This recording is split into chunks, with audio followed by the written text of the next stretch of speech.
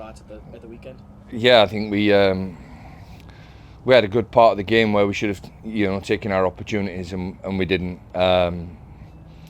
And we went in at half time. We told the players to be more aggressive in their approach, and we did that in the second half, and then just got countered against, and we come out 2-0 defeat, which on the balance of it, and everybody talks about these statistics of possession, passes, opponents, entries into the opponent's box.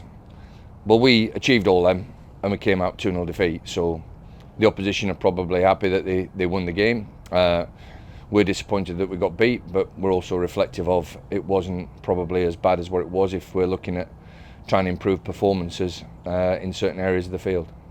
When you do kind of like reflections like that, when there's a lot of good things happening, like when you come back in the week and do it with the players, I guess kind of how do you kind of personally balance showing them that they're doing things well, but maybe not executing that final shot or pass or whatever it may be? My opinion has always been the same. You work back from the result.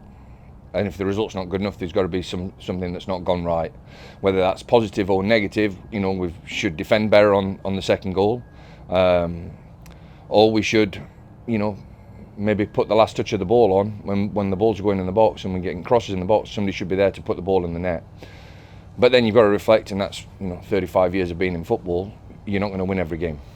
So you've got to make sure that you manage the group appropriately to make sure that we stay on track and don't put fear and panic into everybody, saying that another defeat and what we're going to do next. We know what we're going to do. We're going to try and get in the playoffs, and then once we get in there, we'll try and win it.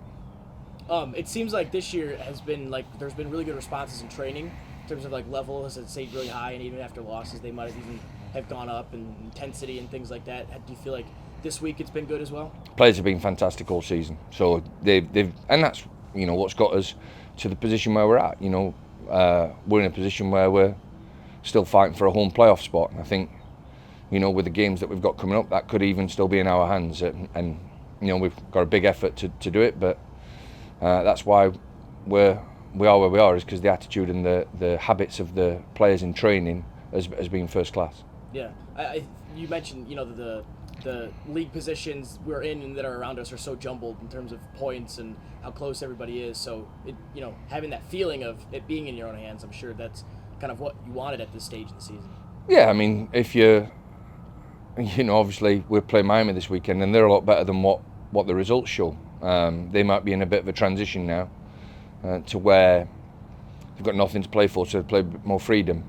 Then you've got Hartford, Pittsburgh, all teams that are below the line that you probably think, maybe on a different day they could be above it.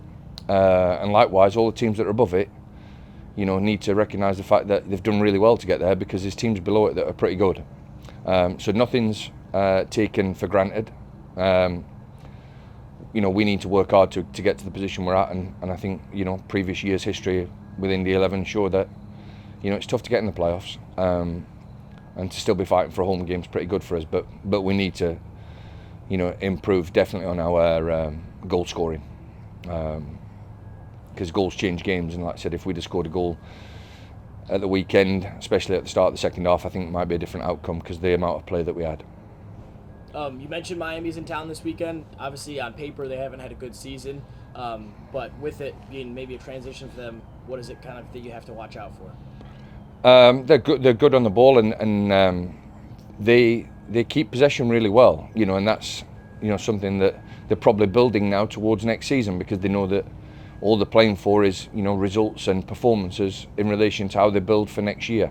So they're good. They've got some good players. If you ask the majority of people who were in the 11 at the start of the season, they all wanted Molina and Barbier to play. So. We can't go into this game thinking they haven't got good players, because they've got two of our old ones who are good players. We've got to make sure that we focus solely on ourselves like we always do at home, and we've got to try and have a good start and, really try and get that first goal.